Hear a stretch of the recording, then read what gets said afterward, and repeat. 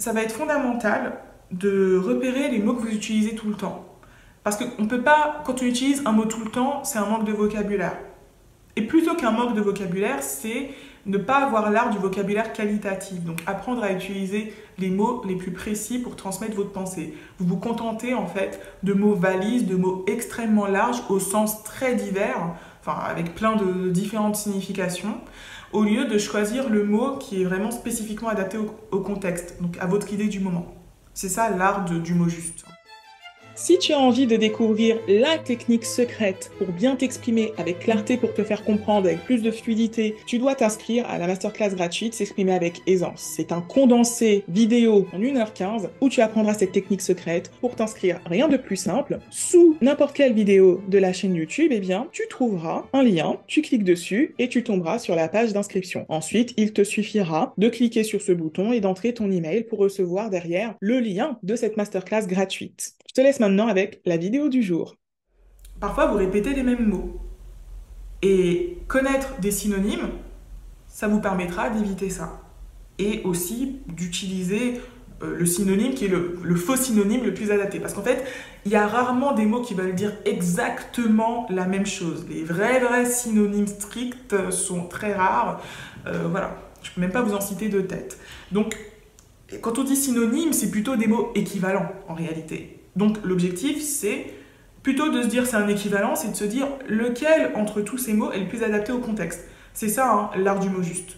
Et pour ça, il faut de la clarté, il faut un peu sentir ce qu'on veut dire. Donc c'est les deux en même temps. C'est pas on trouve des mots jolis, on les met, c'est qu'est-ce que je veux dire et voir les mots adaptés.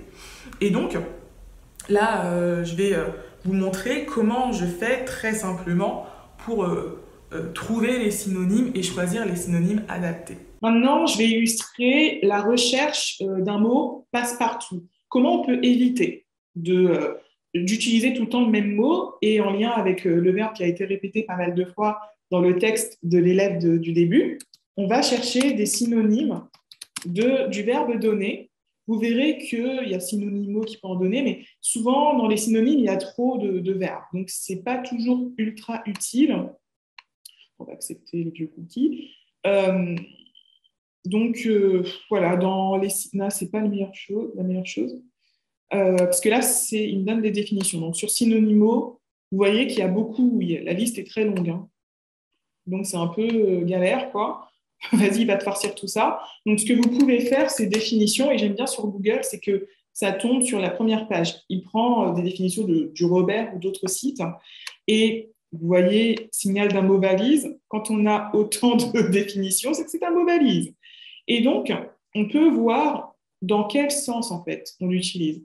Est-ce que c'est en lien avec la possession? Est-ce que c'est la mise à disposition? Est-ce que c'est être l'auteur de quelque chose? Vous voyez, porter un coup, etc. C'est un verbe intransitif. Et donc, vous pouvez, avec les grandes catégories, 1, 2, 3, vous voyez, hein, vous pouvez choisir quelle est la grande catégorie et après, à l'intérieur, choisir la sous-catégorie pour prendre le bon sens, en fait. Donner une réception, ça se dit. Organiser une réception, moi, je trouve ça beaucoup plus précis, quoi. Voilà. Voilà, donner un cadeau, offrir un cadeau. Vous voyez, c'est quand même plus précis. Là, vous avez deux verbes plus précis. Et quand on n'a pas un vocabulaire fin, ben, on pense au verbe donner, on ne pense pas à autre chose. Voilà, je lui ai donné mon adresse, je lui ai communiqué, je lui ai donné une information, je lui ai communiqué une information. Je lui ai donné ma raison, je lui ai exposé la raison pour laquelle je ne voulais pas venir. Dans exposer, on sent que la personne, elle a expliqué, vous voyez, c'est pas juste donner comme ça, boum. Donc, vous voyez comment, en cherchant les définitions des verbes passe-partout en priorité ou des mots passe-partout en général, eh bien, vous pouvez affiner votre vocabulaire.